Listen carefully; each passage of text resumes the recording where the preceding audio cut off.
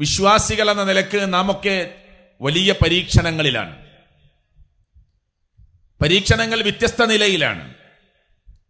ആ പരീക്ഷണ ഘട്ടങ്ങളെ എങ്ങനെ തരണം ചെയ്യണമെന്നത് അള്ളാഹുവിന്റെ ഖുർആനും പ്രവാചകൻ മുഹമ്മദ് സല്ലല്ലാഹു അലൈഹി വസല്ലമയുടെ തിരുവചനങ്ങളും നമ്മെ ബോധ്യപ്പെടുത്തിയിട്ടുണ്ട്. വിശദമായ ഭാഗങ്ങളിലേക്ക് കടക്കുന്നില്ല.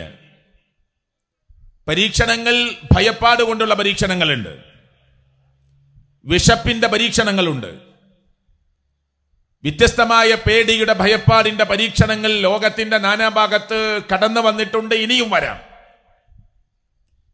മക്കളുടെയും വേണ്ടപ്പെട്ടവരുടെയും മരണം സംഭവിച്ചുകൊണ്ടുള്ള പ്രത്യേകമായ വിയോഗങ്ങൾ നടന്നുകൊണ്ടുള്ള പരീക്ഷണങ്ങൾ ഉണ്ടാവാം. ആദർശ രംഗത്ത് പരിശുദ്ധ ഖുർആനിന്റെ ആളുകളാണ് എന്ന് പറയുന്നവർ, തിരുസുന്നത്തിന്റെ ആളുകളാണ് എന്ന് പറയുന്നവർ, അഹ്ലുസുന്ന വൽ ജമാഅത്തിന്റെ ആളുകളാണ് എന്ന് അവകാശപ്പെടുന്നവർ ഖുർആനിൽ നിന്നും സുന്നത്തിൽ നിന്നും അതീവ വിദൂരത്തേക്ക് തെന്നിമാറുന്ന പരീക്ഷണങ്ങൾ നാം ഏറെ കാണുന്നു.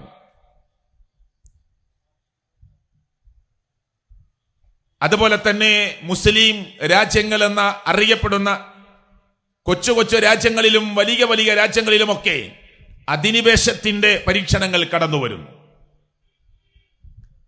ഏത് പരീക്ഷണങ്ങൾ കടന്നു വന്നാലും ഒരു മുസ്ലിമിന്റെ നിലപാട് എന്തായിരിക്കണമെന്ന് പ്രവാചകൻ മുഹമ്മദ് മുസ്തഫ സല്ലല്ലാഹു അലൈഹി വസല്ലമ ധാരാളം ആയത്തുകളും ഹദീസുകളും ഓതി കേൾപ്പിച്ച് പറഞ്ഞ് ബോധ്യപ്പെടുത്തി നമ്മെ പഠിപ്പിച്ചിട്ടുണ്ട്.